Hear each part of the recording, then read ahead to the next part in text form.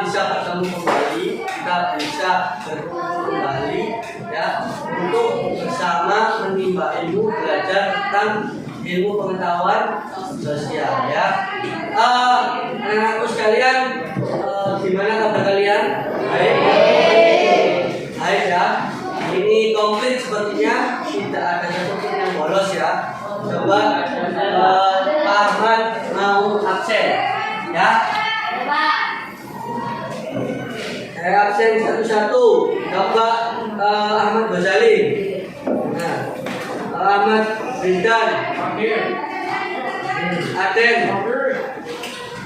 Terus Ahmad Alfiansyah. Alfarizi. Bilal. David. Januar. Firmansyah. Yoga. Miftah Ramadhani. Muhammad Samsul Arifin. Muhammad Safwan. Muhammad Saiful. Muhammad Haikal. Muhammad Ishaq. Nasta. Nur Rahman.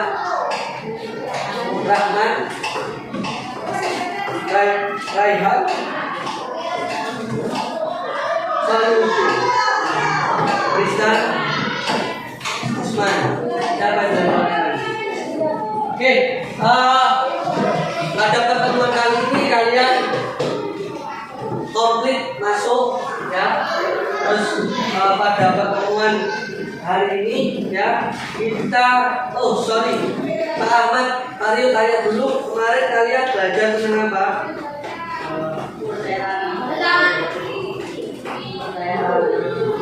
Pelestarian sumber daya air ya. Pelestarian sumber daya air ya. Ya. Oke, kira-kira kemarin kalian sudah belajar dan melihat video, juga sudah bekerja kelompok ya untuk menjawab pertanyaan bagaimana upaya yang kita lakukan ya agar pelestarian air itu tetap terjaga ya. Benar begitu ya? Kira-kira kemarin ada yang belum memahami materi? Paham semua ya? Oke, anak-anak sekalian, sebelum pembelajaran kita mulai ya, mari kita menundukkan kepala sejenak untuk berdoa agar pembelajaran hari ini bisa berjalan dengan baik dan lancar. Oke, berdoa mulai.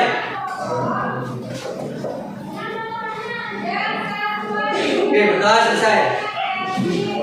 Oke ya, kita sekarang masuk ke bab atau materi selanjutnya, yaitu tentang karakteristik tujuan pembangunan berkelanjutan. Ya, semuanya pandangannya fokus ke depan, tidak ada yang ngobrol, tidak ada yang bermain. Semuanya fokus agar materinya nanti bisa diterima dengan baik. Kira-kira kota Surabaya ini termasuk kota metropolitan yang sangat bagus dan memperoleh banyak sekali penghargaan, baik penghargaan nasional maupun internasional ya. Kenapa? Karena kota Surabaya ini termasuk kota yang sangat baik. Baiknya kenapa? Kira-kira ada yang tahu? Ya, di zamannya wali kota sebelum Pak R. Cahyadi, Bu Risma, Surabaya terkenal dengan apanya? Ayo yang bisa angkat tangan.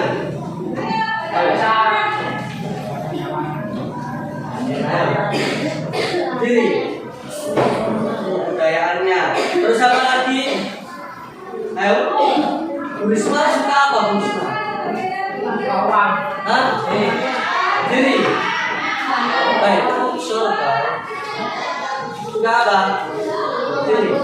membangun apa? Membangun gedung-gedung. Terus apa lagi? Bu Risma suka apa? Menanam apa? Ini. Suka apa? Menanam pohon. Terus ada lagi penghijauan. Oke, ya. Jadi otomatis ya, tadi sudah disebutkan bahwasanya kota Surabaya ini dalam beberapa tahun yang lalu dan sampai sekarang itu pembangunan ya kotanya sangat baik ya, dari penghijauan, dari pembuatan taman-taman kota yang bagus ya, dari penataan lahan-lahan kosong ya, dari juga penataan pemukiman itu sangat baik sekali dan memperoleh penghargaan dari internasional ya. Nah, kira-kira kalau ada seperti itu, maka hal apa yang sudah dilakukan oleh Bu Risma terhadap kota Surabaya? Yaitu apa? Pembangunan yang berkelanjutan. Ya, gunanya apa pembangunan berkelanjutan itu? Ya, gunanya apa? Fungsinya apa? Tujuannya apa? Nanti kita pelajari pada materi sekarang ya.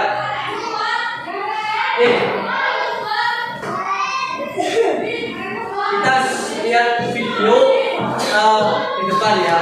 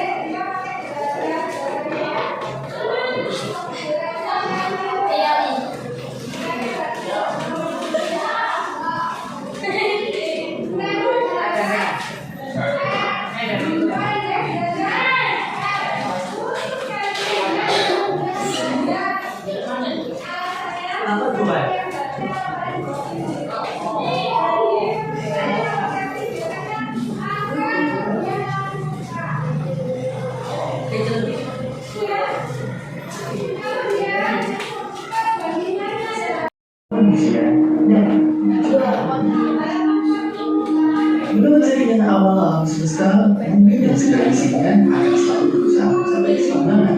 Namun di antara segala jenis makhluk hidup, akal bumi kita, manusia, berkembang jauh lebih besar. Setelah berhasil membangun peradaban dan teknologi canggih, kita mulai berpikir, jangan-jangan kita spesies terhebat yang ditemukan untuk menguasai bumi. Inilah konsep antropocentrik yang mengalami kehancuran bumi.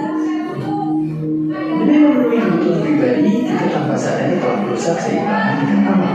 Saat ini ada sekitar 7,5 miliar manusia dan semuanya penduduk makan.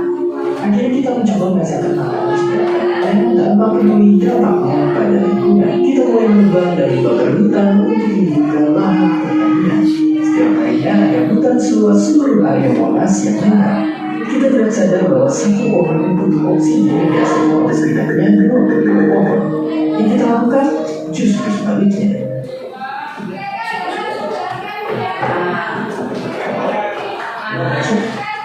Mencinta lahan yang sudah dibuka kita tanam terus-menerus sambil kita beri pupuk-pupuk kimia supaya subur. Nyatanya kita justru membuat tanah jadi asam dan tak bisa ditanam lagi. Cara kita memanfaatkan hewan juga sama parahnya. Sejak munculnya manusia,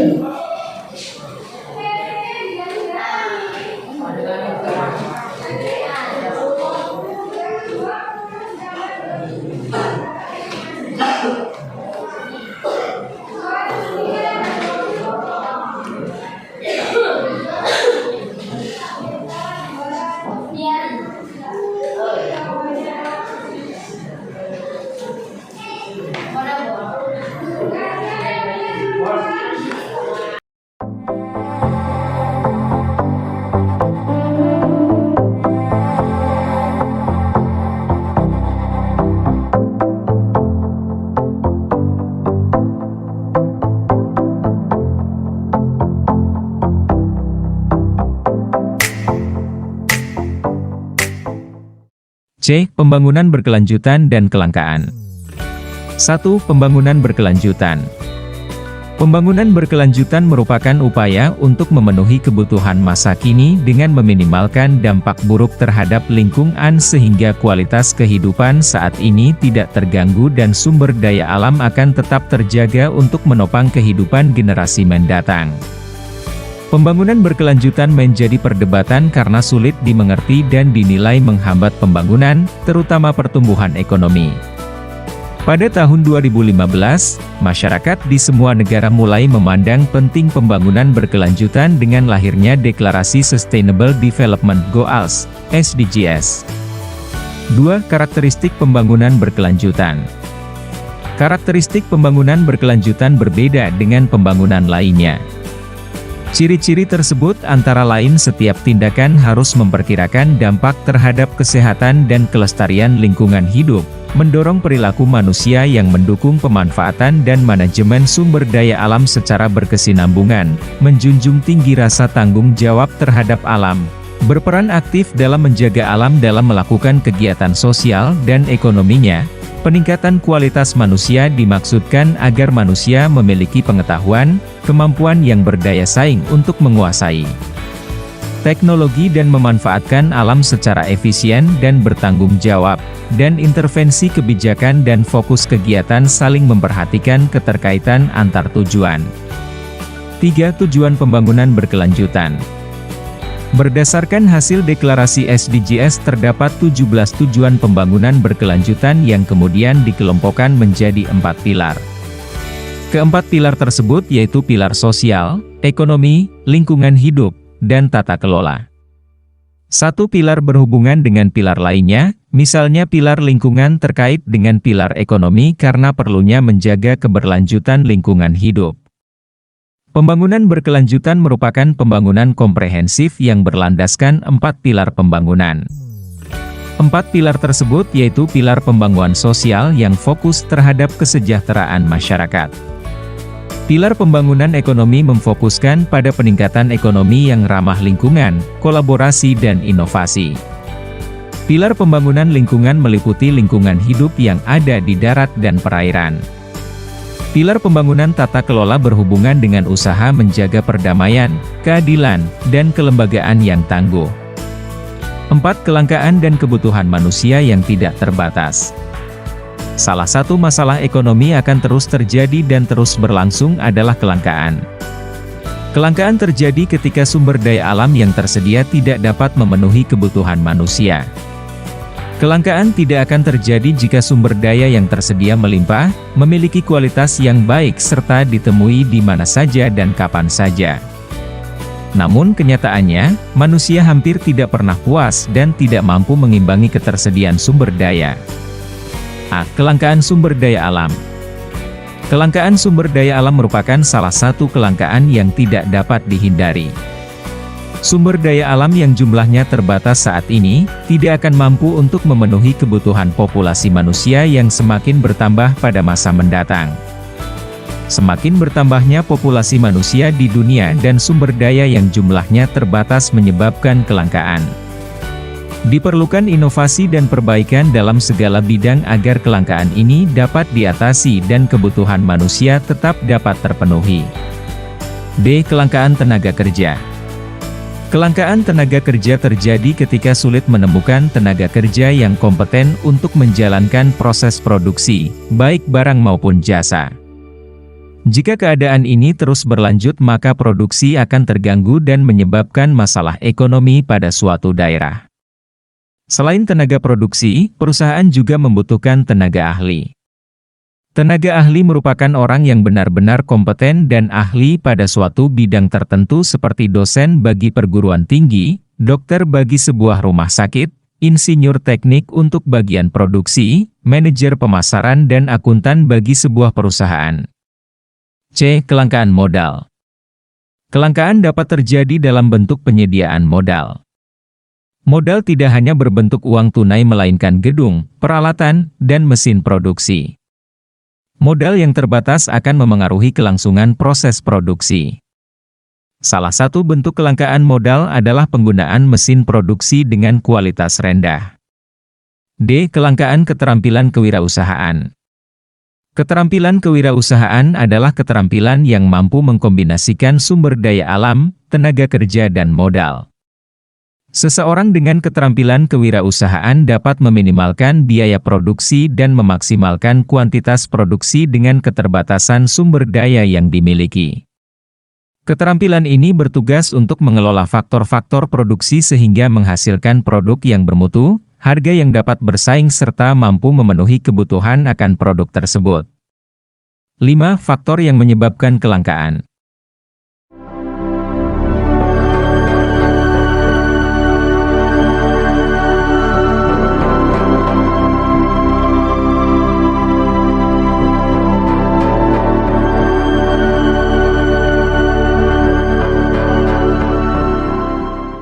A. Pertumbuhan penduduk yang terus meningkat. Jumlah penduduk di Indonesia pada tahun 2015 mencapai 238.518.000 jiwa dan diproyeksikan mengalami peningkatan pada tahun 2020 menjadi 271.066.000 jiwa, BPS Go.id. Proyeksi peningkatan jumlah penduduk sebesar 32.548.000 atau 13,6% menyebabkan kebutuhan yang semakin meningkat pula. Peningkatan ini tidak seimbang dengan persediaan sumber daya alam yang jumlahnya terbatas. Misalnya peningkatan jumlah penduduk akan meningkatkan kebutuhan atas lahan tempat tinggal. B. Alat pemuas kebutuhan yang berasal dari alam jumlahnya terbatas. Berbagai sumber daya alam dimanfaatkan untuk memenuhi kebutuhan manusia. Namun, sumber daya alam merupakan sumber daya yang tidak dapat diperbarui. Jumlah sumber daya alam semakin berkurang dan dapat habis suatu saat nanti. Jika manusia tidak melakukan inovasi dan melakukan penghematan, maka kelangkaan sumber daya alam akan segera terjadi. Sebagai contoh, minyak bumi yang saat ini terus dieksploitasi lama-kelamaan akan habis. Padahal, minyak bumi membutuhkan waktu jutaan tahun untuk dipulihkan kembali. C. Kerusakan ekosistem alam. Eksploitasi manusia terhadap alam dapat merusak kelestarian yang ada di dalamnya. Misalnya merubah hutan menjadi ladang dan kebun untuk bercocok tanam secara besar-besaran dapat memengaruhi ekosistem yang ada di dalamnya. Keanekaragaman hayati dalam hutan akan terganggu, banyak tanaman mati dan hewan kehilangan tempat tinggalnya. Selain itu, perombakan hutan untuk ladang dan kebun dapat menyebabkan kebakaran hutan seperti yang terjadi di Riau dan Kalimantan tahun 2019 serta banjir bandang seperti yang terjadi di Bandung, Banten dan Masamba pada tahun 2020. D. Kecakapan sumber daya manusia. Penguasaan teknologi yang rendah serta modal yang terbatas mengakibatkan produksi tidak efektif dan efisien. Sumber daya tidak mampu dimanfaatkan secara optimal dan hasil produksi untuk memenuhi kebutuhan manusia juga tidak maksimal. Teknologi dan kompetensi karyawan perlu ditingkatkan untuk mengoptimalkan hasil produksi sehingga kebutuhan manusia akan suatu produk dapat terpenuhi dengan harga yang relatif terjangkau sesuai kemampuan ekonomi masyarakat. E. Potensi sumber daya alam yang beragam. Setiap daerah mempunyai kekayaan sumber daya alam yang beraneka ragam. Suatu daerah mempunyai tambang batu bara yang melimpah tetapi lahannya dieksploitasi dan tidak dapat digunakan untuk bercocok tanam, sementara daerah lain memiliki tanah yang subur dengan hasil pertanian yang melimpah tetapi tidak memiliki tambang. Kedua daerah tersebut memiliki peluang kelangkaan yang berbeda. Jika pemerintah tidak dapat mengatasi kelangkaan ini maka akan memengaruhi perekonomian masyarakat di kedua daerah. F. Perkembangan iptek yang tidak merata. Negara maju mempunyai perkembangan iptek yang lebih cepat dan merata dibandingkan negara berkembang. Perkembangan iptek ini berpengaruh terhadap kuantitas dan kualitas produksi suatu barang. Negara yang mempunyai perkembangan iptek baik akan memaksimalkan proses produksi dan berusaha memenuhi dengan optimal kebutuhan masyarakatnya yang membuat harga terjangkau. 6. Dampak ekonomi atas kelangkaan sumber daya.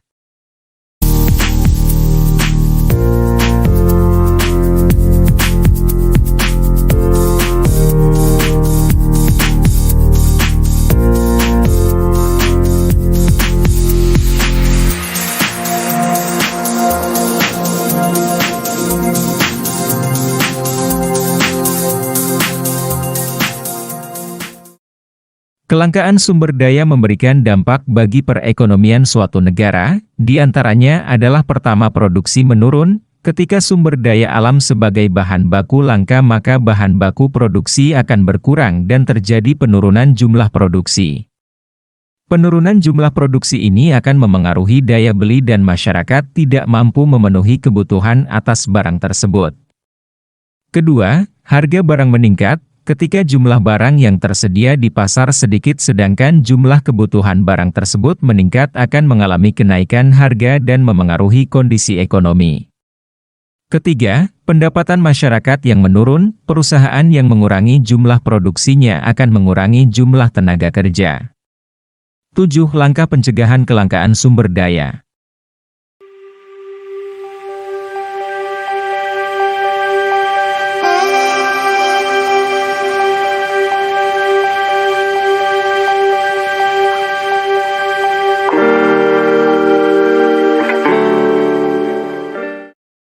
Mengelola sumber daya alam yang berkelanjutan.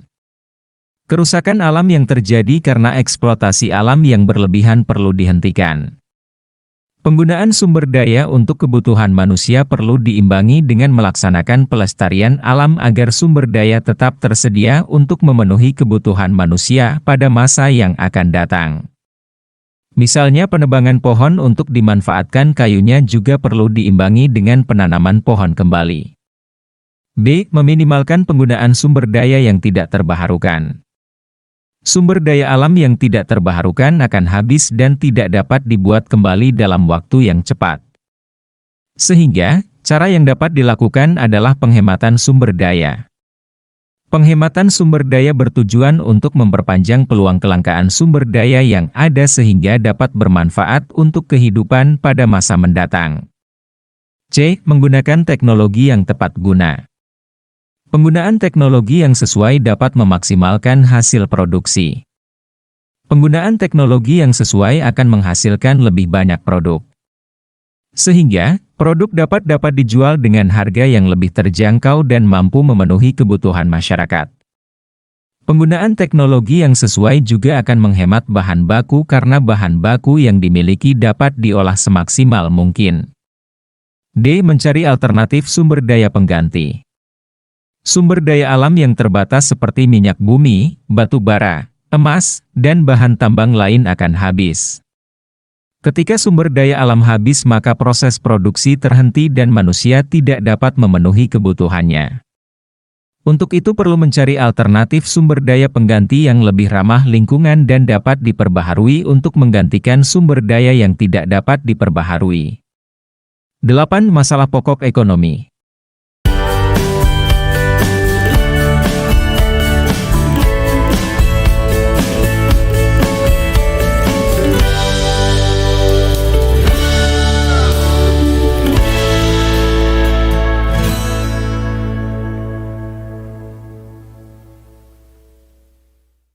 Kelangkaan merupakan masalah pokok ekonomi. Kebutuhan manusia, yang hampir tak terbatas, tidak mampu dipenuhi oleh alat pemuas kebutuhan yang sifatnya terbatas. Dilihat dari kacamata ilmu ekonomi modern, terdapat dari 3 masalah pokok ekonomi, antara lain. A. Barang apa yang akan diproduksi? Dalam ekonomi, menentukan suatu barang yang akan diproduksi merupakan masalah pokok. Hal tersebut mencakup jenis, jumlah barang, dan waktu proses produksi. Masyarakat dapat memilih sendiri satu atau lebih suatu jenis barang yang akan diproduksi dengan pertimbangan tertentu. Misalnya, barang apa yang bermanfaat, menguntungkan, dan mampu memenuhi kebutuhan masyarakat? Penentuan barang apa yang akan diproduksi menjadi satu hal yang penting. Kesalahan dalam penentuan jenis barang akan menimbulkan kerugian. Selain itu, penentuan jumlah produksi juga diperlukan agar barang yang diproduksi dapat dipakai secara maksimal dan tidak percuma. Misalnya seseorang akan memproduksi baju hangat di daerah pantai secara massal. Masyarakat di sekitar pantai tentu lebih membutuhkan baju yang lebih tipis karena cuaca yang panas dibandingkan jaket dan kebutuhan jaket di daerah pantai juga tidak terlalu banyak. Jika orang tersebut memproduksi jaket dalam jumlah besar, bisa jadi akan mengalami kerugian karena apa yang diproduksi tidak disesuaikan dengan kebutuhan masyarakat sekitar. B. Bagaimana cara memproduksi barang tersebut? How? Produsen telah memilih jenis apa saja dan berapa jumlah barang atau jasa yang nantinya akan diproduksi. Langkah selanjutnya adalah menetapkan bagaimana usaha produksi barang tersebut diterapkan. Produsen perlu mempertimbangkan sumber daya, teknik produksi dan pihak yang akan memproduksi barang atau jasa tersebut. Untuk menghasilkan produk yang maksimal diperlukan kombinasi sumber daya atau faktor produksi, teknologi yang sesuai serta tenaga kerja yang akan digunakan. Sumber daya atau faktor produksi perlu dipertimbangkan kesediaan dan keterjangkauannya termasuk lokasi, harga dan jumlah sumber daya. Selanjutnya, produsen perlu mempertimbangkan teknologi apa saja yang digunakan untuk melakukan produksi, apakah dengan tenaga manusia secara manual, atau praktis dengan menggunakan mesin produksi. Pemilihan tenaga kerja kompeten dalam menghasilkan barang atau jasa yang akan diproduksi merupakan hal yang penting. C. Untuk siapa barang dan jasa diproduksi? For whom? Jenis barang atau jasa serta cara memproduksi barang sudah diketahui, langkah selanjutnya adalah menentukan untuk siapa barang dan jasa diproduksi. Pada tahap ini produsen menentukan konsumen yang akan menikmati hasil produksi. Produsen akan melakukan segmentasi pasar untuk konsumen menengah ke bawah, konsumen menengah atau konsumen menengah atas. Produsen perlu mempertimbangkan jenis produk atau jasa serta harga barang untuk menentukan segmen pasarnya.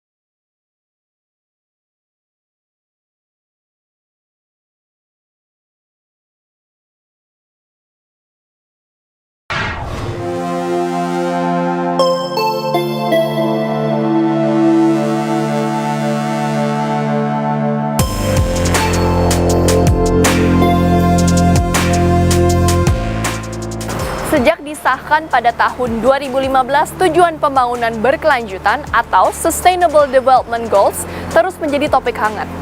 Namun tidak sedikit yang belum tahu apa itu SDG. Lalu, bagaimana SDG bisa menjadi sebuah tujuan global?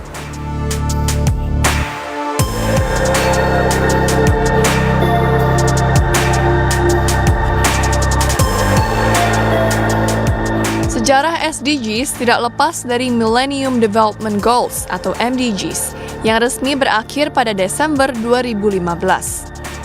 Berakhirnya MDGs merupakan awal bagi negara-negara di dunia untuk mulai merumuskan sebuah platform baru untuk dapat melanjutkan cita-cita mulia. Pada 2 Agustus 2015, di markas PBB New York secara aklamasi 193 negara anggota PBB mengadopsi dokumen yang berjudul Transforming Our World, The 2030 Agenda for Sustainable Development. Pertemuan tersebut kemudian dilanjutkan dengan Sustainable Development Summit yang berlangsung pada 25 hingga 27 September 2015. Pertemuan tersebut berhasil mengesahkan dokumen yang disebut dengan Sustainable Development Goals atau SDGs, yang memuat 17 tujuan dan terbagi ke dalam 169 target untuk menjadikan kehidupan manusia menjadi lebih baik. Powering achievement. The adoption of the 2030 Agenda, including 17 inspiring Sustainable Development Goals, the SDGs. Our aim is clear, our mission is possible, and our destination is in our sight. Tujuan Pembangunan Berkelanjutan atau SDG kemudian ditetapkan oleh PBB sebagai agenda pembangunan global hingga tahun 2030. 17 tujuan pembangunan berkelanjutan tersebut adalah tanpa kemiskinan, tanpa kelaparan, kehidupan yang sehat dan sejahtera, pendidikan berkualitas, kesetaraan gender, air bersih dan sanitasi layak, energi bersih dan terjangkau, pekerjaan layak dan pertumbuhan ekonomi, industri, inovasi, dan infrastruktur, berkurangnya kesenjangan, kota dan komunitas berkelanjutan, konsumsi dan produksi yang bertanggung jawab, penanganan perubahan iklim, ekosistem laut, ekosistem daratan, perdamaian, keadilan, dan kelembagaan yang tangguh, serta kemitraan untuk mencapai tujuan. Indonesia merupakan salah satu dari 193 negara di Perserikatan Bangsa-Bangsa atau PBB yang berkomitmen untuk mengimplementasikan tujuan pembangunan berkelanjutan atau Sustainable Development Goals. Pemerintah melalui Badan Perencanaan Pembangunan Nasional menyatakan telah menyelaraskan tujuan pembangunan nasional dengan tujuan pembangunan berkelanjutan. Keterlibatan swasta juga menjadi faktor kunci keberhasilan tujuan pembangunan nasional. Dengan kolaborasi antara pemerintah dan swasta, pemerintah berharap swasta juga mengambil peran dalam upaya pencapaian SDGs. Kami melihat sangat banyak ya, dengan berbagai cara tentunya. Cara pertama ada yang namanya investasi langsung oleh swasta, misalkan dalam membangun infrastruktur ataupun dalam mengembangkan sektor manufaktur. Pertumbuhan ekonomi juga akan tercipta dari sana. Yang kedua bisa dengan kerjasama pemerintah dan sektor swasta atau kerjasama pemerintah badan usaha di hampir banyak sektor yang ada dalam perekonomian kita.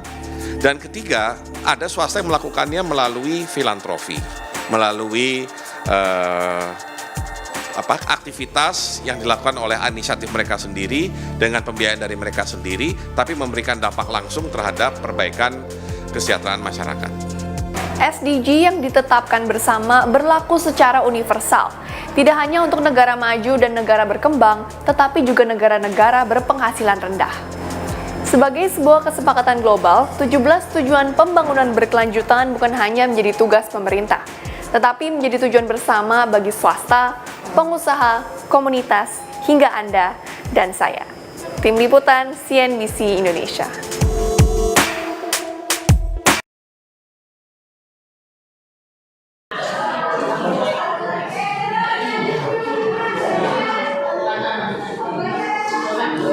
Terima kasih sudah berpartisipasi dalam gunanya Kopi Sariwis dalam video apa yang terjadi jika manusia menyampai bumi. Berdasarkan yang terbanyak kalian, kali ini Kopi akan bahas bagaimana kita. Assalamualaikum warahmatullahi wabarakatuh. Panggilan Ulfasaila ke Montego. Sekali lagi Ulfasaila ke Montego. Terima kasih. Namun di antara segala jenis makhluk hidup, manusia berkembang jauh lebih besar. Setelah berhasil membangun peradaban dan teknologi canggih, kita mulai berpikir, jangan-jangan kita spesies berhebat yang ditakdirkan untuk menguasai dunia. Inilah konsep antropocentrik yang awalnya kehancuran bumi. Demi memenuhi kebutuhan pribadi, kita tanpa sadar telah merusak keseimbangan dengan alam. Saat ini ada sekitar 7,5 miliar manusia yang hidup dan jumlahnya berkembang. Akhirnya kita mencoba merasakan makanan sebagai baik-baik tanpa peduli dampaknya pada lingkungan. Kita mulai menerbang dan membakar hutan untuk membuka lahan pertanian. Setiap harinya ada hutan seluas 10 area Monas yang lengkap. Kita tidak sadar bahwa satu orang produk oksigen yang dihasilkan oleh setidaknya 22 orang. Yang kita lakukan justru sebaliknya. Selanjutnya lahan yang sudah dibuka kita tanami terus-menerus sambil kita beri pupuk-pupuk kimia supaya subur. Nyatanya, kita tanam menjadi asam dan tak bisa ditanam lagi. Cara kita memanfaatkan hewan juga sama parahnya. Sejak munculnya manusia 200.000 tahun lalu sudah tak terhitung jumlah hewan yang mengubah karena kita berburu atau kita rusak habitatnya. Kemudian di masa kini ternak sapi ala industri modern yang menghasilkan tanah yang efek rumah kacanya lebih dahsyat dari karbon dioksida. Sisa-sisa pakan ikan yang mengendap ditambak juga meracuni air dengan senyawa kimia seperti amonia. Limbah tambang mungkin cuma satu dari sekian limbah lain yang seenaknya kita buang ke sungai, danau, dan laut. Sementara itu, kita masih seenaknya menyedot air tanah gaul bumi terdiri dari banyak sekali air. Padahal, nyatanya, hanya sedikit sekali jumlah air yang sesungguhnya bisa kita minum. Bukan cuma di air, kita juga telah mencemari udara dengan berbagai jenis gas. Misalnya gas-gas yang kita pakai untuk pendingin ruangan dan aneka spray. Gas-gas inilah penyebab menipisnya lapisan ozon di stratosfer. Padahal lapisan ozon dapat melindungi bumi dari radiasi sinar ultraviolet berbahaya. Penggunaan bahan bakar fosil pada pabrik-pabrik, pembangkit listrik, dan kendaraan bermotor kita juga menyumbangkan banyak sekali emisi karbon. Gas-gas ini bukan cuma mengganggu pernapasan kita, tapi juga menambah gas rumah kaca yang memperparah pemanasan global. Dan akhirnya, pemanasan global mengakibatkan bencana yang lebih besar lagi, baik dari perubahan iklim di seluruh dunia, kerusakan terumbu karang seperti koral-koral Great Barrier Reef, lenyapnya es daerah kutub yang mengancam kelestarian aneka spesies hewan, dan naiknya permukaan air laut yang dapat menenggelamkan banyak negara dalam 100 tahun ke depan. Sayangnya, masih saja ada orang yang ogah mengakui masalah lingkungan cuma gara-gara kepentingan politis dan ekonomis. Atau mungkin pura-pura peduli padahal cuma mencari keuntungan pribadi. Sekarang kita tahu masa depan yang menanti anak cucu kita nanti di bumi. Pertanyaannya, apakah kita cuma akan pasrah menerimanya? Dan seperti biasa, terima kasih.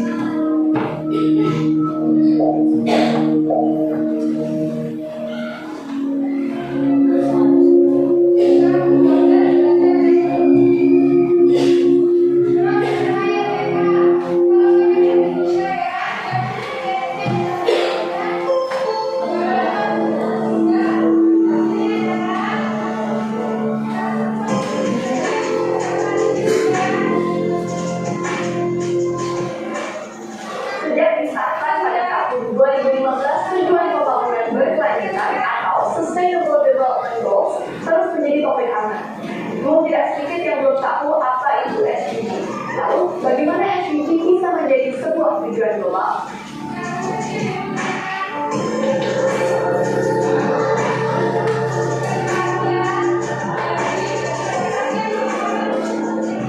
Sejarah SDGs tidak lepas dari Millennium Development Goals atau MDGs yang resmi berakhir pada Desember 2015. Berakhirnya MDGs merupakan awal bagi negara-negara di dunia untuk mulai merumuskan sebuah platform baru untuk dapat melanjutkan cita-cita mulia.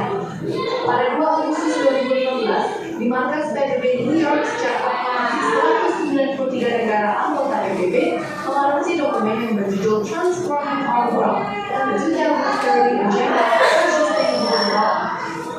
Pertemuan tersebut kemudian dilanjutkan dengan Sustainable Development Summit yang berlangsung pada 25 hingga 26 September 2015. Pertemuan tersebut berhasil mengesahkan dokumen yang disebut dengan Sustainable Development Goals atau SDGs yang memuat 17 tujuan dan terbagi ke dalam 169 target untuk menjadikan kehidupan manusia menjadi lebih baik. Powering achievement. The adoption of the 2030 Agenda, including 17 inspiring sustainable development goals, the SDGs. Our aim is clear, our mission is possible, and our destination is in our sight. Tujuan pembangunan berkelanjutan atau SDG kemudian ditetapkan oleh PBB sebagai agenda pembangunan global hingga tahun 2030. 17 tujuan pembangunan berkelanjutan tersebut adalah tanpa kemiskinan, tanpa kelaparan, kehidupan yang sehat dan sejahtera, pendidikan berkualitas, kesetaraan gender, air bersih dan sanitasi layak, energi bersih dan terjangkau, pekerjaan layak dan pertumbuhan ekonomi, industri, inovasi dan infrastruktur, berkurangnya kesenjangan, kota dan komunitas berkelanjutan, konsumsi dan produksi yang bertanggung jawab, penanganan perubahan iklim, ekosistem laut, ekosistem daratan, perdamaian, keadilan dan kelembagaan yang tangguh, serta kemitraan untuk mencapai tujuan. Indonesia merupakan salah satu dari 193 negara di Perserikatan Bangsa-Bangsa atau PBB yang berkomitmen untuk mengimplementasikan tujuan pembangunan berkelanjutan berkelanjutan atau Sustainable Development Goals. Pemerintah melalui Badan Perencanaan Pembangunan Nasional menyatakan telah menyelaraskan tujuan pembangunan nasional dengan tujuan pembangunan berkelanjutan. Keterlibatan swasta juga menjadi faktor kunci keberhasilan tujuan pembangunan nasional. Dengan kolaborasi antara pemerintah dan swasta, pemerintah berharap swasta juga mengambil peran dalam upaya pencapaian SDGs. Kami melihat sangat banyak ya dengan berbagai cara. Cara pertama ada yang namanya investasi langsung oleh swasta. Ya, jadi 200.000 tahun lalu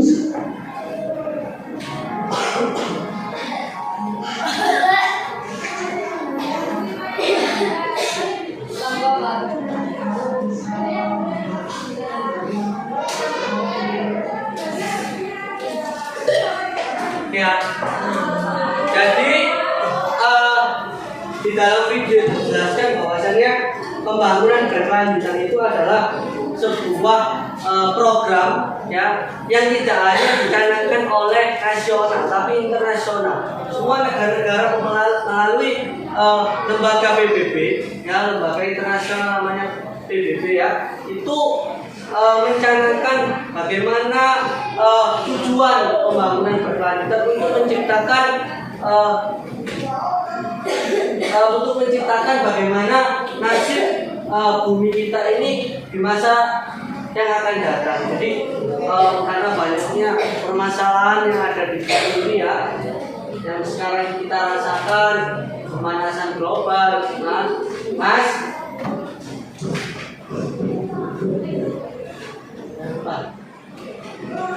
Ya, bagaimana terjadinya pemanasan global, kemiskinan yang nggak tutup, yang agak masuk video. Ya, pemanasan global, yang enggak. Ya, pemanasan global. Jadi itu kemiskinan, kelaparan, kekeringan, dan air. Itulah bagaimana upaya khususnya nasional ini membangun berdasarkan pembangunan berkelanjutan ya. Jadi itu tadi video yang kalian putarkan, kalian sudah menontonnya. Sekarang saya akan memberikan tugas kalian berupa LKPD kelompok dan LKPD mandiri. Jadi ada dua tugas nanti yang kalian kerjakan bersamaan. Ya, untuk kelompok, ya, untuk kelompok Ahmad akan bagi menjadi 3 kelompok. Ya, jadi kamu nanti berhitung 1, 2, 3 sampai berdiri. Lanjutannya 1, 2, 3, 1, 2, 3, 1, 2, 3. Oke, bisa dimulai sekarang. Jadi mulai kamu 1, 2, 1.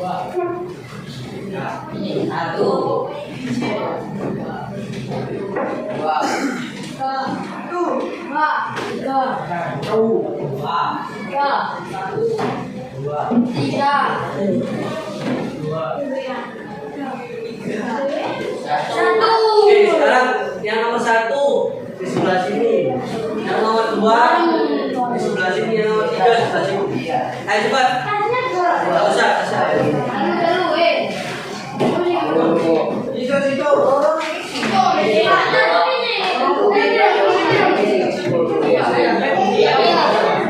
Ayo. Kaitannya jadikan 1, kalian berdiskusi.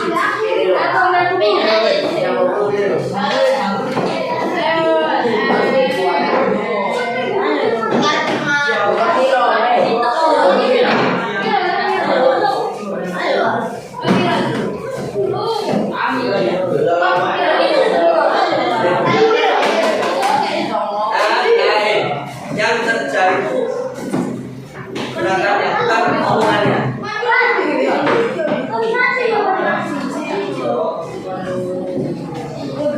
Dijadikan 1.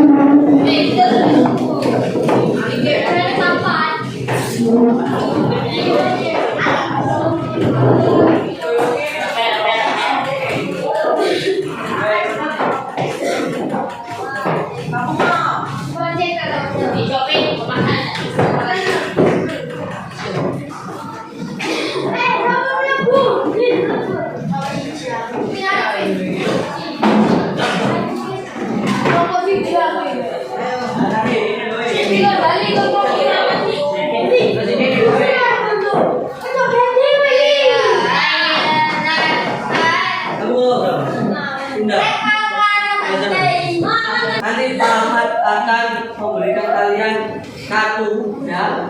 Nanti kalian bisa ikuti sendiri, ya. Kartu ini adalah tujuan pembangunan berkelanjutan dan ada penjelasannya. Jadi nanti kalian cocokkan, kalian tempel di kertas karton, ya. Yang rapi, hias yang baik. Judulnya tujuan pembangunan berkelanjutan, ya. Nanti kalian kerjakan bersama. Ya, ada yang memotong, ada yang menempel. Semuanya. Ini perintahnya.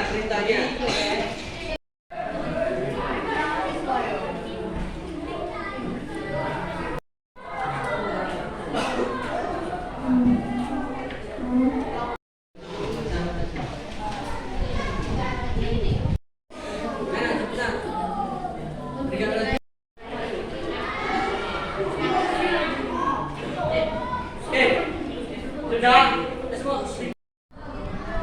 coding dulu semuanya kartunya. Setelah itu ada yang sertifikasi. Ya. Bisa menjadi 3 ini. 1, 2, 3 ya. Nah, 1, 2, 3 ya.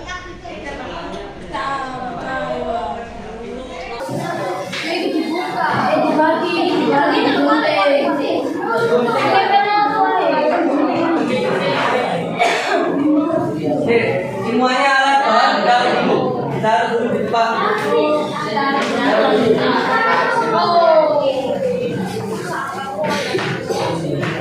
Nah, ini disuntik di sisi atas. Siapa?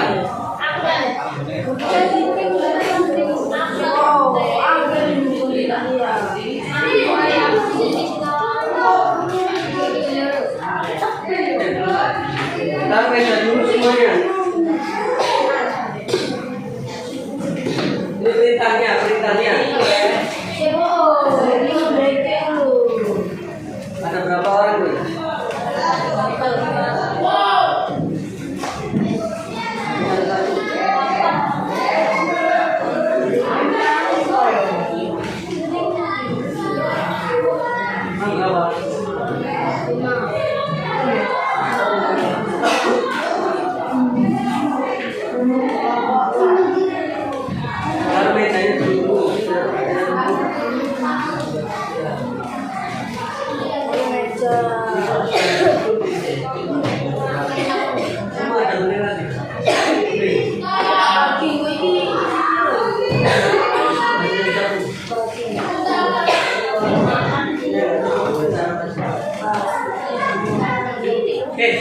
Sudah baik.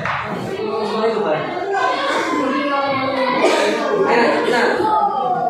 Perhatikan, kalau sudah amat beli apa-apa kerjakan. Semuanya nggak ada.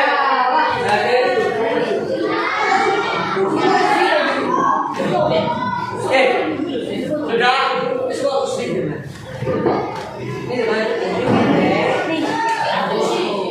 Oke, silakan kerjakan. Mulai sekarang semuanya harus berkolaborasi. Ya, jadi coding dulu semuanya kartunya. Setelah itu ada yang sertifikasi.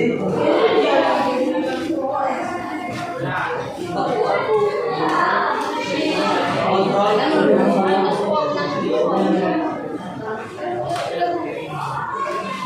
Ya.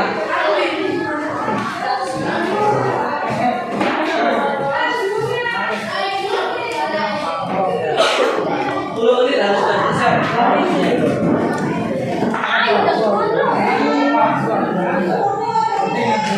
Yuk.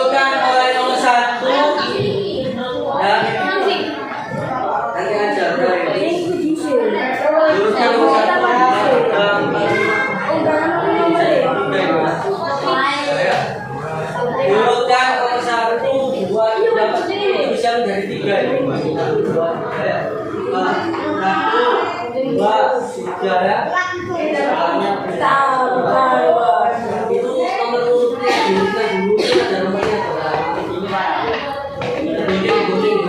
Satu, dua, tiga, empat, ini ya.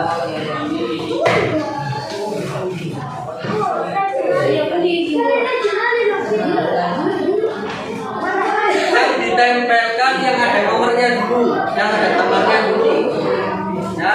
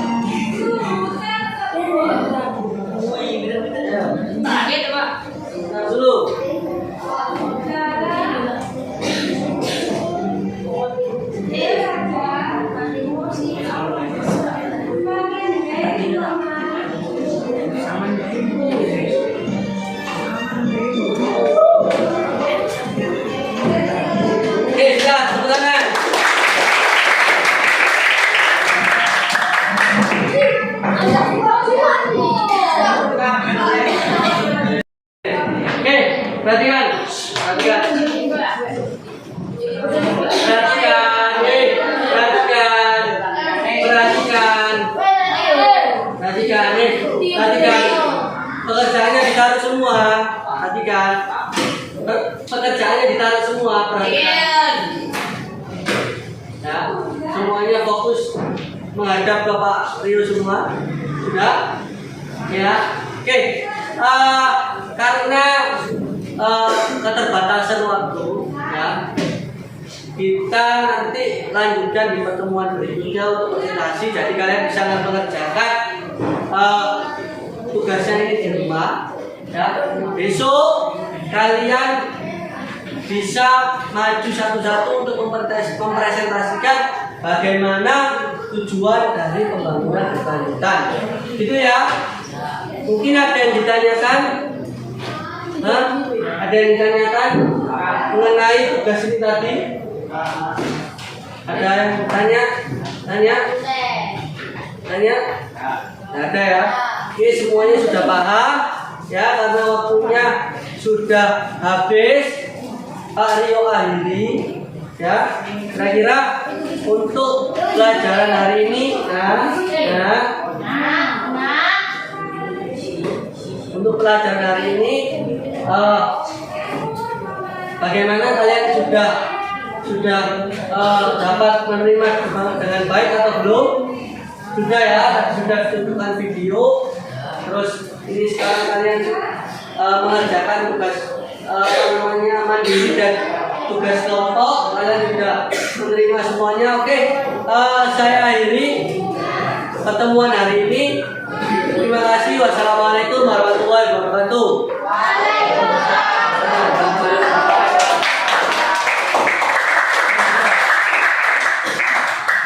Ya,